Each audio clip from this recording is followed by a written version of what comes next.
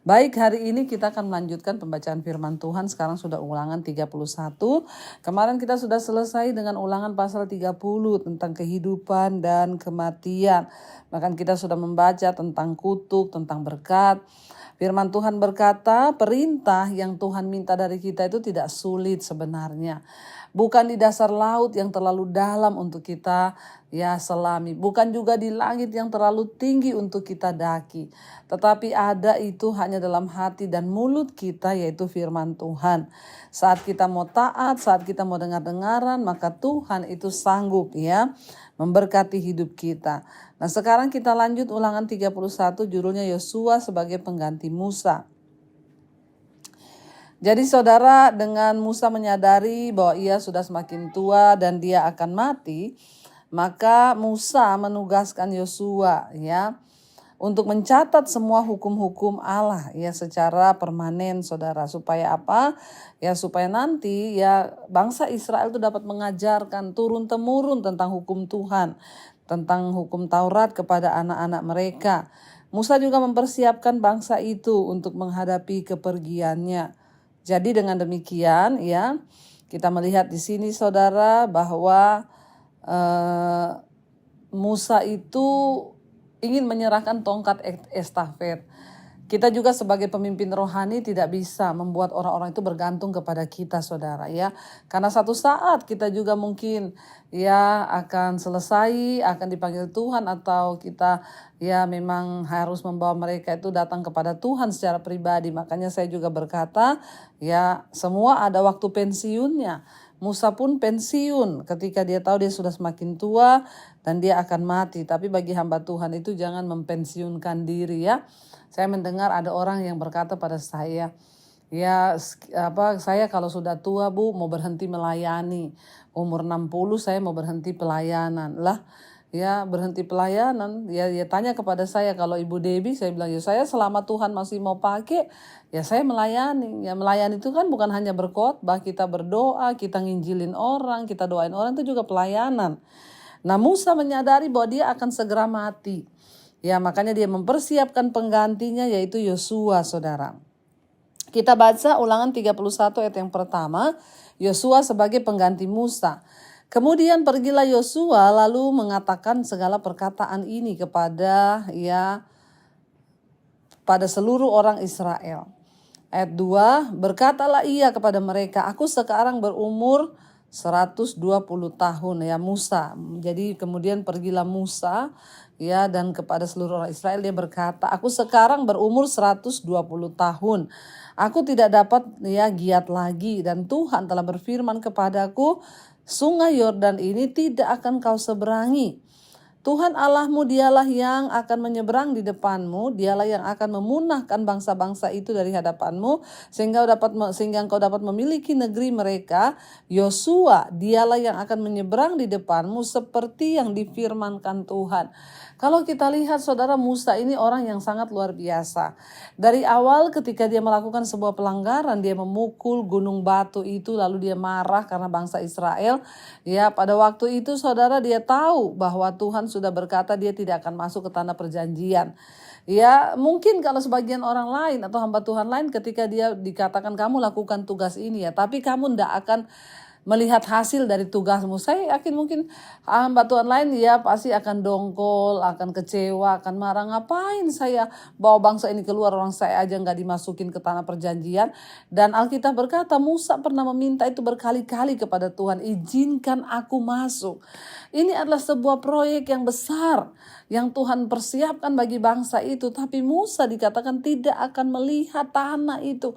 Bangsa Israel berjalan 40 tahun di dalam penantian mereka. Hanya sebuah kerinduan mereka adalah apa? Untuk apa? Melihat tanah yang dijanjikan Tuhan, yang berlimpah dengan susu dan madu, tanah yang penuh berkat Tuhan. Terus mereka itu semua dengan kerinduan menanti. Bayangkan saudara, Musa seorang yang diutus Tuhan untuk membawa bangsa itu masuk ke negeri impian yang ditunggu-tunggu. Tapi Tuhan bilang kamu gak akan masuk. Kita belajar dari satu kebesaran hati Musa di sini. Kalau kita kadang sebagai hamba Tuhan baru gini udah ngambek, ya baru gini udah marah, sudah nggak Tuhan-Tuhanan lah. Buktinya saya pelayanan juga, saya tidak menemukan sukacita, saya pelayanan menderita. Saudara, hari-hari ini banyak orang berkata, enak ya jadi Bu Debbie ya, melihat hidup saya, melihat pelayanan saya, melihat berkat-berkat yang saya alami. Banyak yang berkata, enak ya jadi Ibu Debbie. Saudara, kalau saya mau bersaksi cerita bagaimana saya mengiring Tuhan puluhan tahun dari tahun 95, air mata, tekanan, kekecewaan. Tapi satu hal saya tanamkan di hati, mau saya dikecewain pendeta, mau dikecewain gembala, mau dikecewain orang Kristen, satu hal yang saya tanamkan di hati, saya tidak akan pernah kecewa kepada Tuhan. Saya tidak akan pernah berhenti melayani Tuhan. Ya itu loh yang harus kita tanamkan di hati. Musa sekalipun dia tahu Tuhan bilang kamu gak bakal masuk ke negeri itu. Tapi satu hal yang Musa tanamkan di hati, aku tidak akan pernah berhenti untuk melayani Tuhan. Sampai di penghujung hidupnya, dia tahu dia akan segera mati. Dia mempersiapkan Yosua sebagai orang yang akan menggantikan dia menyeberangi sungai Yordan menduduki tanah Kanaan. Ayat 3 dikatakan, Tuhan Allahmu dialah yang akan menyeberang di depanmu. Dialah akan memunahkan bangsa-bangsa itu dari hadapanmu sehingga engkau dapat memiliki negeri mereka. Yosua dialah yang akan menyeberang di depanmu seperti yang difirmankan Tuhan. Ya, Musa tidak berusaha membunuh Yosua dan merasa, wah ini saingan saya ini. Enak aja lu ya, baru diangkat kemarin sudah mau masuk ke tanah perjanjian. Baru diangkat Tuhan saya yang sudah membawa bangsa ini puluhan tahun. Terus begitu sudah sampai di sungai Yordan, kamu diangkat jadi pemimpin dan kamu menikmati semua yang enak. Wah tunggu saya jegal ya jalanmu. Saudara, kalau hamba Tuhan mungkin banyak yang seperti itu, tapi kita belajar dari Musa hari ini. Kita harus mengakui, kita harus belajar menerima orang-orang juga yang dipakai Tuhan. Bahkan kita persiapkan jalan bagi mereka untuk satu kepentingan, yaitu apa? Nama Tuhan dimuliakan, saudara. Ayat yang berikutnya, ayat yang keempat, dan Tuhan akan melakukan terhadap mereka seperti yang dilakukannya terhadap Sihon dan Og, raja-raja orang Amori yang telah dipunahkannya, dan terhadap negeri mereka. Tuhan akan menyerahkan mereka kepadamu, dan haruslah kamu melakukan kepada mereka tepat seperti perintah yang kusampaikan kepadamu. Kuatkan dan teguhkanlah hatimu, janganlah takut dan janganlah gemetar karena mereka, sebab Tuhan Allahmu dialah yang berjalan menyertai engkau. Ia tidak akan membiarkan engkau dan tidak akan meninggalkan engkau. Bangsa itu diingatkan untuk tidak takut, tidak gentar. Kenapa? Tuhan ingatkan. Dulu aku pernah menyertai engkau, melawan raja-raja hebat, melawan raja-raja Asyur dan juga raja-raja Gog, ya. Dan Tuhan berkata, ya aku sudah menyertai engkau dan aku melihat bahwa kemenangan demi kemenangan engkau sudah lihat aku berikan bagimu. Ya, dan engkau harus percaya bahwa akulah Tuhan. Jangan takut, kuatkan dan teguhkanlah hatimu. Jangan takut dan jangan gemetar. Karena mereka, karena musuh-musuh di depanmu. Sebab Tuhan Allahmu dialah yang berjalan menyertai engkau. Ia tidak akan membiarkan engkau dan tidak akan meninggalkan engkau. Saudara, pesan ini juga datang bagi kita hari ini. Jangan takut dan jangan gentar. Kenapa? Tuhan Allah yang menyertai kita, memberikan kita kemenangan. Dia berjalan di depan kita dengan segala kekuatan dan kedahsyatannya. Jangan takut dan gentar sebab dia tidak meninggalkan engkau. Lalu dikatakan di sana, saudara, ya kita lihat ayat yang ke-7. Lalu Musa memanggil Yosua dan berkata kepadanya di depan seluruh orang Israel, kuatkan dan teguhkanlah hatimu, sebab engkau akan masuk bersama-sama dengan bangsa ini ke negeri yang diizinkan Tuhan dengan sumpah kepada nenek moyang mereka untuk memberikannya kepada mereka, dan engkau akan memimpin mereka sampai mereka memilikinya. Ya, luar biasa. Musa berkata kepada Yosua, kuatkan dan teguhkan hatimu, engkau yang akan masuk untuk membawa bangsa itu melihat mimpi tentang negeri yang dijanjikan Tuhan Allah kepada mereka. Ya, dan Musa mempersiapkan Yosua, saudara, untuk berjalan di depan. Kenapa Musa mengingatkan Yosua agar teguhkan dan kuatkan hatimu? Karena saudara, ya pemimpin itu harus lebih kuat, lebih utama. Kalau pemimpinnya sudah tidak kuat, bagaimana yang akan dipimpinnya, saudara, ya? Lalu dikatakan di sana, ayat yang ke-8, sebab Tuhan dia sendiri yang akan berjalan di depanmu. Dia sendiri yang akan berjalan depanmu, dia sendiri yang akan menyertai engkau, dan dia akan membiarkan engkau dan tidak akan meninggalkan engkau. Janganlah takut dan janganlah patah hati. Ya, Tuhan sendiri akan berjalan di depan kita, meratakan jalan kita, membawa kita masuk ke dalam perjanjian, ke dalam ya berkat-berkatnya, dan dia tidak akan pernah meninggalkan saudara dan saya. Dan sekarang saudara, kita akan melanjutkan pembacaan firman Tuhan. Ya, sekarang di Ulangan 31 ayat yang ke-9. Judul perikopnya adalah pembacaan hukum Taurat setiap 7 tahun. Ayat yang ke-9, setelah hukum Taurat itu ditulis, maka dituliskan Musa, maka ia diberikannya itu kepada imam-imam dan Bani Lewi yang mengangkut tabut perjanjian ya Tuhan, dan kepada segala tua-tua Israel. Dan Musa memerintahkan kepada mereka demikian, pada akhir 7 tahun, pada waktu yang telah ditetapkan dalam tahun penghapusan itu, hutang itu yakni hari raya Pondok Daun, apabila seluruh orang Israel datang menghadap hadirat Tuhan Allahmu di tempat yang akan dipilihnya, maka haruslah engkau membacakan hukum Taurat ini di depan seluruh orang Israel. Seluruh bangsa itu berkumpul, laki-laki, perempuan, dan anak-anak, dan orang asing yang diam di dalam tempatmu, supaya mereka mendengarnya dan belajar takut akan Tuhan Allahmu, dan mereka melakukan dengan setia segala perkataan hukum Taurat ini. Supaya anak-anak mereka yang tidak mengetahuinya dapat mendengarnya dan belajar takut akan Tuhan Allahmu selama kamu hidup di tengah kemana kamu pergi menyeberangi sungai Yordan untuk mendudukinya. Saudara yang terkasih, kita lihat di sini sebuah peraturan diberikan oleh Musa ketika dia sudah mencatat semua hukum Taurat itu. Musa menyuruh hukum ini harus dibaca di depan seluruh umat yang berhimpun. Supaya setiap orang, baik anak-anak, laki-laki, perempuan, mengetahui tentang hukum itu dan mereka hidup takut akan Tuhan. Tujuannya satu, agar mereka hidup takut akan Tuhan. Seluruh bangsa itu akan berkumpul bersama 7 tahun sekali untuk mendengarkan imam membacakan hukum tersebut kepada mereka. Jadi tidak ada buku, Selama itu kan tidak ada buku, tidak ada Alkitab, belum ada. Bahkan koran juga belum ada hari itu Dan cara untuk menyebarkan firman Tuhan yaitu mengumpulkan seluruh bangsa itu dan dibacakan hukum Taurat ini, saudara. Dan dikatakan di sana supaya apa? Supaya firman Allah itu disampaikan sehingga bangsa itu harus hidup bergantung kepada segala ucapan firman Tuhan. Jadi mereka itu disuruh supaya anak-anak mereka yang tidak takut akan Tuhan, tidak mengenal kebenaran, mulai mengenal kebenaran. Dan supaya tidak ada yang berkata tidak tahu tentang hukum-hukum Tuhan. Jadi ketidaktahuan itu seringkali menjadi alasan untuk orang melanggar. Tapi ketika mereka sudah tahu dan tahu bagaimana Tuhan mau mereka untuk memenuhi setiap maksud dan kehendak Tuhan, maka mereka harus mendengar firman itu dibaca.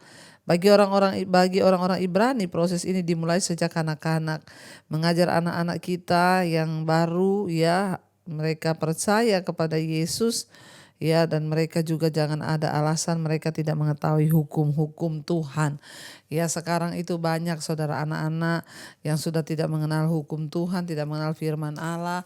Kenapa? Karena orang tua tidak pernah lagi membacakan firman Allah itu. Mari kita mulai dari dalam rumah tangga kita sendiri, anak-anak kita sendiri, kita ajarkan tentang firman Tuhan. Ucapkan firman itu waktu engkau duduk makan, engkau di jalan, engkau dimanapun, ucapkan firman kepada mereka agar mereka tahu tentang firman Tuhan. Ayat yang ke-14, pendahuluan nyanyian Musa, di sana di judulnya perikop. Kemudian berfirmanlah Tuhan kepada Musa, sesungguhnya sudah dekat waktunya bahwa engkau akan mati. Maka panggillah Yosua dan berdirilah bersama-sama dengan dia dalam kemah pertemuan, supaya aku memberi perintah kepadanya. Lalu pergilah Musa dan Yosua berdiri dalam kemah pertemuan.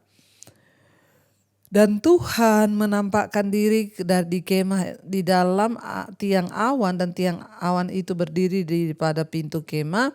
Tuhan berfirman kepada Musa, ketahuilah bahwa engkau mendapatkan perhentian bersama-sama dengan nenek moyangmu, dan bangsa ini akan bangkit dan bersinah dengan mengikuti Allah asing yang ada di negeri kemana mereka akan masuk. Mereka akan meninggalkan aku dan mengingkari perjanjianku yang kuikat dengan mereka. Pada waktu itu murkaku akan bernyala-nyala terhadap mereka. Aku akan meninggalkan mereka dan menyembunyikan wajahku terhadap mereka, sehingga mereka termakan habis, dan banyak kali mereka akan tertimpa malapetaka serta kesusahan.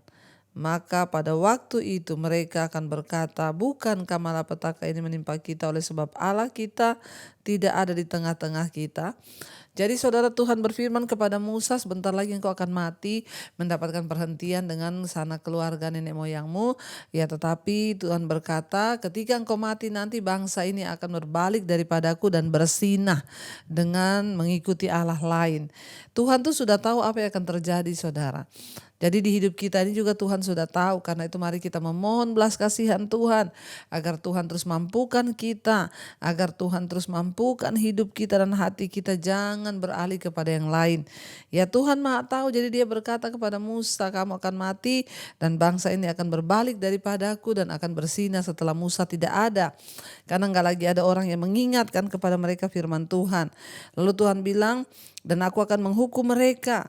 Aku akan menyembunyikan wajahku terhadap mereka, sehingga malapetaka, bencana akan datang kepada hidup mereka, sehingga bangsa itu akan berkata, bukankah semua ini terjadi karena tidak ada lagi Allah di tengah kita. Saudara, orang-orang yang hidup jauh dari Tuhan, orang-orang yang tidak menuruti firman Tuhan, orang-orang yang hidup menuruti hati mereka sendiri, apalagi mengikuti hidup dosa, tidak akan mungkin berbahagia sampai engkau kembali kepada Tuhan. Makanya firman ini berkata, Tuhan akan sengaja membuat mereka itu susah, dan mereka akan sadar dan berkata, bukankah semua malapetaka ini terjadi karena tidak ada Allah bersama-sama dengan kita. Kuncinya dalam hidup ini adalah Tuhan bersama dengan kita, dan itu cukup, saudara. Ayat 18, tetapi aku akan menyembunyikan wajahku sama sekali pada waktu itu karena segala kejahatan yang telah dilakukan mereka, yakni mereka telah berpaling kepada Allah lain. Oleh sebab itu tuliskanlah nyanyian ini dengan ajarkanlah kepada orang Israel. Letakkanlah di dalam mulut mereka supaya nyanyian ini menjadi saksi bagiku terhadap orang Israel. Ayat 20, sebab aku akan membawa mereka ke tanah yang kujanjikan dengan sumpah kepada nenek moyang mereka, yakni tanah yang berlimpah-limpah, susu dan madunya. Mereka akan makan dan kenyang dan menjadi gemuk, tetapi mereka akan berpaling kepada Allah lain dan beribadah kepadanya. Aku ini, firman Tuhan berkata, akan dinista mereka dan perjanjianku akan diingkari mereka. Maka apabila banyak kali mereka ditimpa malapetaka serta kesusahan, maka nyanyian ini akan menjadi kesaksian terhadap mereka. Sebab nyanyian ini akan tetap melekat pada bibir keturunan mereka. Sebab aku tahu niat yang dikandung mereka pada hari ini sebelum aku membawa mereka ke negeri yang kujanjikan dengan sumpah kepada mereka, seperti Musa menuliskan nyanyian ini dan mengajarkannya kepada orang Israel. Jadi Tuhan tuh sudah tahu apa yang akan terjadi. Sebelum semuanya terjadi, Tuhan sudah berkata, bangsa ini akan mencari aku karena dosa mereka mengalami malapetaka, penindasan. Tetapi Tuhan bilang, aku akan menyembunyikan wajahku terhadap mereka. Dan Tuhan menyuruh untuk menyanyikan nyanyian ini. Maka Musa menuliskan nyanyian ini dan mengajarkannya kepada orang Israel. Ayat 23 di sana dikatakan, saudara, Musa menulis lagu ini. Ayat yang ke-23, kepada Yosua bin Nun diberinya perintah, firman-Nya, kuatkan dan teguhkanlah hatimu, sebab engkau akan membawa orang Israel ke negeri yang kujanjikan dengan sumpah kepada nenek moyang mereka, dan aku akan menyertai engkau.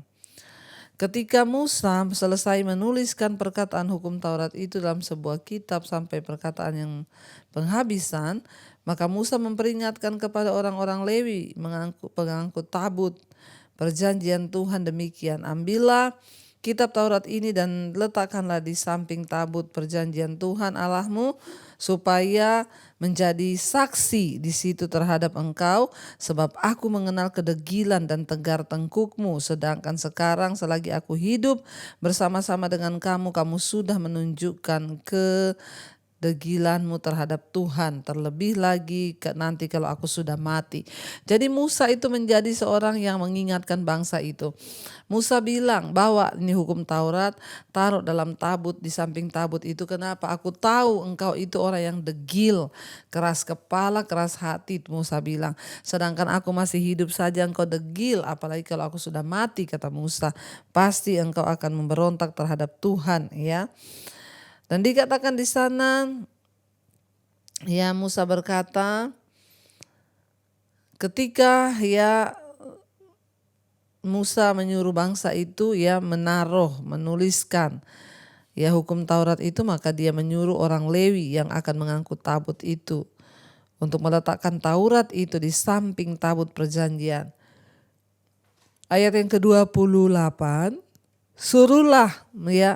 Suruhlah berkumpul kepadaku segala tua-tua sukumu dan para pengatur pasukanmu, maka aku akan mengatakan hal yang berikut kepada mereka dan memanggil langit dan bumi menjadi saksi terhadap mereka. Sebab aku tahu bahwa sesudah aku mati kamu akan berlaku sangat busuk dan akan menyimpang dari jalan yang telah kuperintahkan kepadamu. Sebab itu di kemudian hari malapetaka akan menimpa kamu apabila kamu berbuat yang jahat di mata Tuhan dan menimbulkan sakit hatinya dengan perbuatan tanganmu.